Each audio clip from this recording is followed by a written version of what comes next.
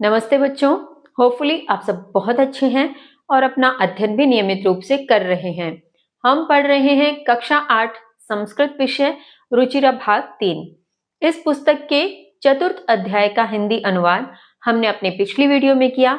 जिन बच्चों ने वो वीडियो नहीं देखी है और हिंदी ट्रांसलेशन को समझना चाहते हैं तो डिस्क्रिप्शन बॉक्स में दिए लिंक पर क्लिक कर सकते हैं।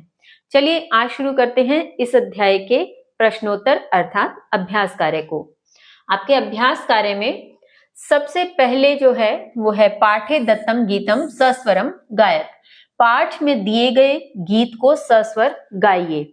यानी श्रीधर भास्कर वर्णेकर द्वारा जो रचित गीत, जिसका हिंदी ट्रांसलेशन हमने अपनी पिछली वीडियो में किया, उस गीत को आप गुनगुनाइए अपनी कक्ष में अपने अध्यापक अध्यापिका के साथ। और यदि आपके स्कूल में कोई म्यूजिक टीचर है तो उनसे कहिए कि आपके लिए इस गीत को कंपोज कर देंगे, तो आनंद लीजिए। चलिए आगे शुरू करें। अधोलिखितानां प्रश्नानां उत्तराणि एक पदेन लिखत। नीचे दिए गए प्रश्नों के उत्तर एक पद में लिखने हैं। स्वकीयम साधनम किम भवति, अपना साधन क्या होता है। यानी जब कोई और चीज नहीं हो, हमारे पास ऐसा कौन सा साधन है जो हमारा अपना ही है, जो कभी हमसे नाराज नहीं होता, जो कभी हमसे दूर नहीं जाता, यदि हम उसका प्रयोग ठीक से करें तो वह है बलम, अर्थात हमारा अपना बल, हमारी अपनी शक्ति। पथि के विषमहा प्रखरहा, पथि अर्थात मार्ग में क्या विषम नुकीले हैं। विषम अर्थात असामान्य नुकीले क्या है रास्ते में, वो है पाषाणहा अर्थात पत्थर। सततम किम करणीयम, निरंतर क्या करते रहना चाहिए। तो कवि ने हमें कहा था निरंतर अपने लक्ष्य का स्मरण करते रहो। कहने का मतलब ध्येय स्मरणम, ध्येय अर्थात लक्ष्य, स्मरणम अर्थात स्मरण करो, ध्येय स्मरणम। एतस्य गीतस्य रचयिता कह, इस गीत के रचयिता कौन है, श्रीधर भास्कर वर्णेकर। फिर स कीदृशः कवि मन्यते, वह किस प्रकार के कवि माने जाते हैं। तो हमने जो ऊपर परिचय देखा था उसमें लिखा हुआ था कि वे राष्ट्रवादी कवि हैं, अर्थात राष्ट्र के प्रति अपने प्रेम को समर्पित करते हैं। तो राष्ट्रवादी इसका उत्तर हो जाएगा। फिर है मंजूषातः क्रियापदानि चित्वा रिक्त स्थानानि पूरत, नीचे दिए गए क्रियापद चुनकर रिक्त स्थानों की पूर्ति कीजिए। क्रियापद से तात्पर्य हमने पहले भी बात की थी, क्रियापद से तात्पर्य होता है वे शब्द, वे पद जिनसे किसी कार्य का करना या होना पाया जाए, उन्हें क्रियापद कहते हैं। तो ये जो यहाँ पे दे रखे हैं वो सब के सब क्या है, क्रियापद। जैसे आपको एक एग्जांपल दो तो रोना, खाना, उठना, बैठना, सोना, पढ़ना, लिखना, ये सब क्या है, क्रियापद हैं। ठीक है, तो पहले एग्जाम्पल दिया है त्वम पुरतः चरणम निदेहि, तुम आगे की ओर चरण रखो। तो रखना क्या हुआ, क्रियापद हुआ। तो ये निदेही को इन्होंने रेखांकित कर रखा है, इसका मतलब ये क्रियापद है। हमें कहा है अब ये भरने के लिए, तो हम देखते हैं त्वम विद्यालयम चल। यहां से जब आप इसका उत्तर निकालने का प्रयास करेंगे तो उत्तर आएगा चल, तुम विद्यालय चलो। राष्ट्रे अनुरक्तिम विदेही, राष्ट्र के प्रति अनुरक्ति रखो। तो रखना भी क्या है, क्रियापद। म्यहम जलम देही, मुझे जल दो, दो का मतलब देने की क्रिया करो, है ना, वो जल देगा तो वो क्रिया करेगा सामने वाला। मूढ़ जही ही धनागम तृष्णाम, मूढ़ अर्थात मूर्ख, जही ही अर्थात छोड़ दो, धनागम तृष्णाम अर्थात धन के आगमन की तृष्णा, यानी धन की जो भूख है, धन का लालच जो है, धन की तृष्णा है, उसको छोड़ दो। तो छोड़ देने की क्या हो जाएगी, क्रिया हो जाएगी। भज गोविंदम, गोविंदम को भजो, भजना क्या है, क्रिया करना है। सततम ध्येय स्मरणम कुरु, हमेशा अपने लक्ष्य का जो है स्मरण करते रहो। तो करना क्या हो जाएगा, क्रिया। फिर आपके प्रश्न दिया है उचित कथनानाम समक्षम आम, अनुचित कथनानाम समक्षम न इति लिखत, अर्थात जो उचित है वाक्य उनके आगे क्या लिखना है, आम। आम का अर्थ होता है हाँ, और अनुचित जो वाक्य हैं उनके आगे लिखना है न, न का अर्थ नहीं। तो ये एक तरह से ट्रू फॉल्स है। करेक्ट सेंटेंस है तो आपको ट्रू लिखना है, और करेक्ट नहीं है, इनकरेक्ट सेंटेंस है तो आपको फॉल्स के रूप में न लिखना है। चलिए, पुरतः चरणम निधेहि, आगे की ओर चरण रखो, बिल्कुल ठीक बात, आम। निज निकेतनम गिरि शिखरे अस्ति, अपना निवास तो पर्वत की चोटी पर है। तो इसका जो गीत के अकॉर्डिंग पढ़े तो ये बिल्कुल ठीक है। इसका ये मतलब नहीं है कि हम सबका घर पर्वत की चोटियों पर है, ये एक संकेत था। यहाँ पे कवि हमें कहना चाह रहे थे कि अपना जो निवास है वो पर्वत की चोटी जैसा समझो, कि आपका लक्ष्य इतना ऊंचा हो, आपका जो ड्रीम है, जो आपका जो भी ध्येय है, एम है, वो आपका पर्वत की चोटी जैसा होना चाहिए कि अपना निवास तो पर्वत की चोटी ही है। तो इसका क्या हो जाएगा? आम। स्वकीयम बलम बाधकम भवति, अपना बल बाधक होता है? नहीं, अपना बल तो क्या होता है? अपना साधन, अपनी शक्ति होता है। तो ये क्या हो जाएगा? न। पथि हिंसक पशवः न संति, मार्ग में हिंसक पशु नहीं है? है बिल्कुल। तो ये भी क्या हो जाएगा? न। गमनम सुकरम अस्ति, जाना सुकरम अर्थात आसान है, जाना सरल है? नहीं, पाठ के अनुसार हमने पढ़ा था वहां जाना तो सुदुष्करम बहुत कठिन है। तो ये भी क्या हो जाएगा? न। सदैव अग्रे एव चलनियम, सदैव आगे की ओर ही चलना चाहिए? बिल्कुल हाँ। तो ये हो जाएगा आम। इसके पश्चात आपके दिया है वाक्य रचनया अर्थ भेदम स्पष्टीकुरुत, वाक्य की रचना कर अर्थ भेद स्पष्ट कीजिए। यहाँ पे कुछ शब्द दिए हैं जो सेम लगते हैं, सिमिलर वर्ड्स लगते हैं, लेकिन उनका अर्थ अलग अलग होता है। तो यहाँ पे हमें कहा गया है कि वाक्य की रचना करते हुए अर्थ का भेद कीजिए। पहले मैं आपको उन शब्दों का अर्थ बता देती हूँ, फिर वाक्य की रचना भी बताते हैं। जैसे परितः और पुरतः, सुनने में सेम सा लगता है, थोड़ा सा ही अंतर है। और इनके अर्थ में कैसे अंतर है? परितः होता है चारों ओर, पुरतः होता है सामने। फिर नगः पर्वत, नागः सांप। आरोहणम चढ़ना, अवरोहणम उतरना। विषमः असमान, समः समान। तो ये तो हुए इनके अर्थ में अंतर। अब अर्थ अंतर वाक्य रचना के साथ हमें करके दिखाना है। तो बच्चों यहाँ पे इतना स्पेस नहीं है कि मैं आपको वाक्य रचना यहाँ लिखकर दिखा सकूं, इसलिए मैंने इसके लिए एक अलग इमेज बनाई है जो इस समय आपके स्क्रीन पे शो हो रही है, जिसमें वाक्य और वाक्यों के अर्थ एक साथ लिखे गए हैं ताकि आप उसको अच्छे से समझ सकें। तो आप इस समय आपकी स्क्रीन पर दिख रही इमेज का स्क्रीनशॉट ले सकते हैं और बाद में आप अपनी उत्तर पुस्तिका में इस प्रश्न के उत्तर को बहुत अच्छे से लिख सकते हैं। इसमें से कुछ वाक्य तो आप ही के पाठ में से उठाए गए हैं ताकि आपको आसानी से याद हो जाएं और ठीक से समझ आ जाए। होपफुली आपने स्क्रीनशॉट ले लिया होगा। चलिए आगे देखते हैं। मंजूषातः अव्यय पदानि चित्वा रिक्त स्थानानि पूरयत, नीचे दिए गए अव्यय पदों को चुनकर रिक्त स्थानों को पूरा कीजिए। यानी यहाँ पे जो शब्द दिए गए हैं इस पट्टिका में वो क्या है? अव्यय शब्द हैं। अव्यय का अर्थ वे शब्द जिन पर किसी भी प्रकार से लिंग, वचन, विभक्ति इत्यादि का कोई भी प्रभाव नहीं पड़ता, वे सभी में समान रहते हैं। एग्जाम्पल के लिए जैसे ये एव है, एव का अर्थ होता है ही।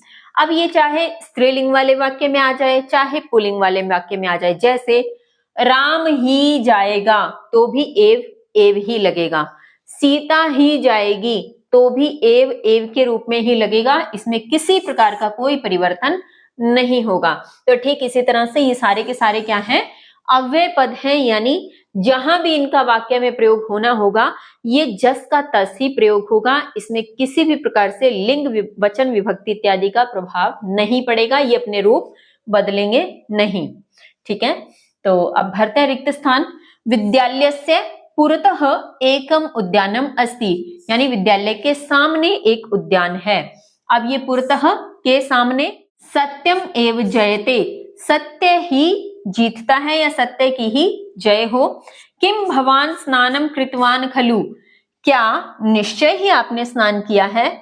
यानी कोई हैरानी से हम किसी से जब पूछें, जब कोई नहाया नहीं लगता तो हम कहते हैं क्या सच में तुम नहा कर आए हो? तो वैसे ही यहाँ पे एक प्रश्न किया गया है, क्या निश्चय ही आपने स्नान किया है? फिर है सह यथा चिंत्यति तथा आचरति, जो वह जैसा सोचता है वैसा आचरण करता है, जैसे हम विचार करते हैं वैसा ही हमारा व्यवहार बन जाता है। उसके पश्चात है ग्रामम परितः वृक्षाः सन्ति, गांव के चारों ओर। परितः का अर्थ ये हमने अभी जो शब्दों के अर्थों में अंतर था वहां पे भी किया था, पुरतः सामने और परितः चारों ओर। तो ग्राम के यानी गांव के चारों ओर वृक्ष हैं। विद्याम विना जीवनम वृथा, विद्या के बिना जीवन व्यर्थ है, वृथा का अर्थ व्यर्थ है। सदा भगवंतम भज, हमेशा या निरंतर भगवान को भजो, भगवान का भजन करो। उसके पश्चात आपके हैं विलोम पदानी योजत, यानी विलोम जो शब्द हैं उनका आपस में मेल करना है। तो चलिए देखते हैं। पुरतः, पुरतः सामने के लिए, तो पीछे के लिए क्या हो जाएगा? पृष्ठतः, ये रहा। तो पुरतः पृष्ठतः, स्वकीयम यानी अपना, परकीयम यानी दूसरे का, भीति अर्थात डर, और डर का ऑपोजिट साहस। फिर अनुरक्ति, अनुरक्ति किसी के प्रति प्रेम भाव, और विरक्ति किसी के प्रति किसी प्रकार का कोई प्रेम भाव न होना। गमनम का अर्थ जाना, और आगमन का अर्थ आना। ठीक है, इस प्रकार से आप इसका मिलान कर लेंगे। फिर आपके दिया है लट लकार पदेभ्यः लोट विधिलिंग लकार पदानाम निर्माणम कुरुत, यानी लट लकार के पदों का लोट और विधिलिंग लकार पदों में निर्माण कीजिए। जैसे इन्होंने यहाँ पे लट लकार के रूप दिए हैं, और हमें क्या करना है? हमें लोट लकार और विधिलिंग लकार में इसका रूपांतरण करना है, परिवर्तन करना है। तो बच्चों, ये लकार आपने अपनी पिछली 2 क्लासेस में भी कुछ पढ़ा होगा, इनके बारे में कुछ सुना होगा, समझा होगा, याद किया होगा। फिर भी थोड़ा सा यहाँ पे आपको बताती चलती हूँ कि लट लकार जो होता है, लट लकार का प्रयोग होता है किसमें? वर्तमान काल के लिए। किसमें होता है? वर्तमान काल के लिए। ठीक है। और लोट लकार का प्रयोग होता है आज्ञा सूचक शब्दों के लिए। किसके लिए होता है? आज्ञा सूचक शब्द, यानी जिनमें किसी प्रकार की आज्ञा दी जा रही हो। जैसे हमें हमारे टीचर्स कह दें तुम पढ़ो बैठकर, तो ये क्या है? एक प्रकार का ऑर्डर है, आज्ञा है। तो उसका अगर शब्द रूप बनेगा, शब्द बनेगा, तो पद कहां से लिया जाएगा? लोट लकार से, क्रियापद। और विधिलिंग लकार होता है चाहिए के अर्थ में, चाहिए के अर्थ में। अब चाहिए के अर्थ में कैसे होता है? जैसे आपको कोई आज्ञा न दी जाए, आपको ये कहा जाए कि आपको पढ़ना चाहिए, यानी ऑर्डर नहीं थोपा जा रहा, बस आपको एक कहा जा रहा है कि ऐसा किया जाना चाहिए। तो उस अर्थ में जब बनेगा तो क्रियापद में क्या लगेगा? विधिलिंग लकार का रूप लगेगा। ठीक है। तो अब इसका परिवर्तन करना है। अब परिवर्तन में भी इन्होंने क्या किया है? जैसे जो भी लकार आप याद करते हैं या जो भी लकार आपने पढ़े होंगे, आपने देखा उसमें 3 पुरुष की विभक्तियां होती हैं, प्रथम पुरुष, मध्यम पुरुष, उत्तम पुरुष। ठीक है। तो प्रथम पुरुष, मध्यम पुरुष, उत्तम पुरुष के तीनों विभक्तियों में तीनों वचन चलते हैं, एक वचन, द्विवचन, बहुवचन। तो अब हमें यहाँ ये भी देखना है कि यहाँ इन्होंने कौन सी विभक्ति, कौन सी जो है प्रथम पुरुष, मध्यम पुरुष, उत्तम पुरुष में से कौन सा दिया है और उसका वचन कौन सा दिया है। ठीक है। तो उसी आधार पे लोट लकार का उठाना है और उसी आधार पे विधिलिंग लकार का उठाना है। तो बच्चों, यहाँ वैसे तो मैं आपके लिए उत्तर लेकर आई हूं, लेकिन ये आपके तभी ठीक से समझ में आएगा जब आप इनके रूप याद करेंगे, है ना। तो आप कोशिश करें कि आप लकार के रूप याद करें। अगर आप लगभग पठ के रूप याद कर लेते हैं 5 लकारों में, तो लगभग 90 से 95% जो है सेम चलते हैं सभी के रूप। बहुत ही अपवाद स्वरूप ऐसे जो क्रियापद होते हैं जिनके रूप थोड़े से अलग चलते हैं, तो वो एक्सेप्शन को अगर छोड़ दें तो आप बाकी सब क्रियापद के रूप एक साथ बना सकते हैं। इसलिए आप अच्छे से पढ़ के याद कर लीजिए 5 लकारों में, या जो भी आपकी किताब में दे रखे हैं उस एक क्रियापद के 5 लकारों में अच्छे से याद कर लीजिए। ठीक है। तो जैसे यहाँ पढ़ती है, पढ़ती अब लट लकार की प्रथम पुरुष का एक वचन ही दे रखा है, तो लोट लकार में क्या बन जाएगा? पठतु। ठीक है। लोट लकार में बनेगा पठतु, पठतु, पट्टाम, पठंतु, इस प्रकार से इसके रूप होते हैं। और इधर विधिलिंग लकार में क्या बनेगा? पठेत। विधिलिंग लकार में पठेत आ जाएगा। पठेत, पठेताम, पठेयु, पठे, पठेतम, पठेत, इस प्रकार से ये चलते हैं। चलिए आगे देखें। फिर आपके दिया है खेलसी। तो खेलसी की अगर बात करें तो ये लट लकार में अगर आपने पठ के याद कर रखे हैं तो पट्टी, पट्टाम, पठंती, पटसी, तो क्या हुआ? मध्यम पुरुष एक वचन। तो जब आप मध्यम पुरुष एक वचन लोट लकार में बनाएंगे तो बनेगा खेल। ठीक है। उसके पश्चात विधिलिंग लकार में भी मध्यम पुरुष का एक वचन बनाएंगे तो बनेगा खेले। खादंती, तो ये क्या हुआ? प्रथम पुरुष का बहुवचन। तो यहाँ प्रथम पुरुष का बहुवचन बनेगा खादंतो और यहाँ प्रथम पुरुष का बहुवचन बनेगा खादेयुः। फिर है पिबामी, ये है उत्तम पुरुष का एक वचन, तो यहाँ उत्तम पुरुष का एक वचन लोट लकार में बनेगा पिबानी और विधिलिंग लकार में बनेगा पिबेयम।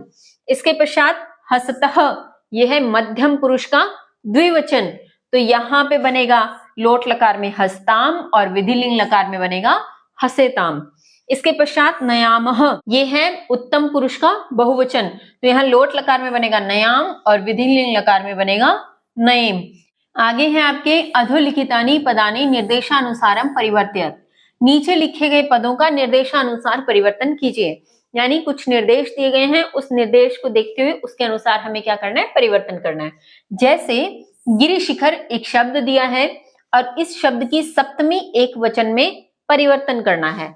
अब ध्यान दीजिएगा बच्चों, पिछला जो हमने प्रश्न किया उस प्रश्न में थे धातु रूप, यानी क्रियापद बनाने के लिए जो धातु रूप का प्रयोग किया जाता है वे धातु रूप 5 लकारों में चलते हैं। प्रत्येक लकार में प्रथम पुरुष, मध्यम पुरुष, उत्तम पुरुष 3 पुरुष होते हैं और फिर तीनों के आगे एक वचन, द्विवचन, बहुवचन जो है रूप बनते हैं। लेकिन जब शब्द रूप की बात आती है तो शब्द रूप प्रथम से लेकर सप्तमी तक विभक्तियां होती हैं इसमें, और 7 विभक्तियों के फिर एक वचन, द्विवचन, बहुवचन रूप बनते हैं। तो इसमें भी आपको कुछ चुनिंदा शब्द रूप अगर आप याद कर लें तो आप 90 से 95% लगभग शब्द रूप बड़े आसानी से बना सकते हैं। और कुछ 5-1% होता है ऐसा, 5 से 10%, जिसमें हमें अलग से शब्द रूप उसका पूरा प्रॉपर ही याद करना पड़ता है, क्योंकि वो एक्सेप्शन होता है ना, तो exception is always and everywhere.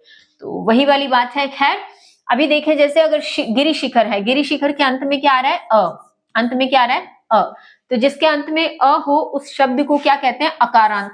क्या बोलेंगे इसको, अकारांत शब्द। तो अब जब अकारांत की बात आएगी तो अकारांत में अगर आप राम के शब्द रूप याद कर लें, राम के अंत में क्या है, अ, अच्छा राम क्या है साथ में, पुल्लिंग, तो राम के शब्द रूप अगर आप याद कर लें तो आप अ से समाप्त होने वाले जितने भी पुल्लिंग शब्द हैं सबके शब्द रूप बना पाएंगे।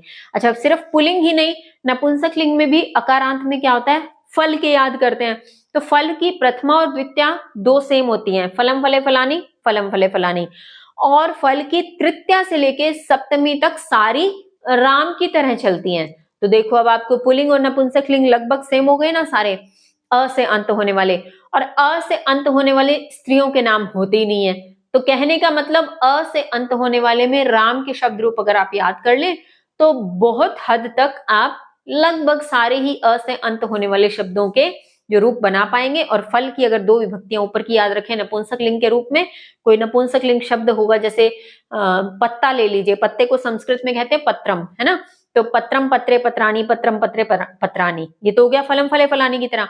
अच्छा अब फल की तृतीया से लेकर सप्तमी तक राम की तरह है, तो जो राम की होगी वही पत्ते की हो जाएगी, चाहे वो पुल्लिंग है नपुंसक लिंग है ना।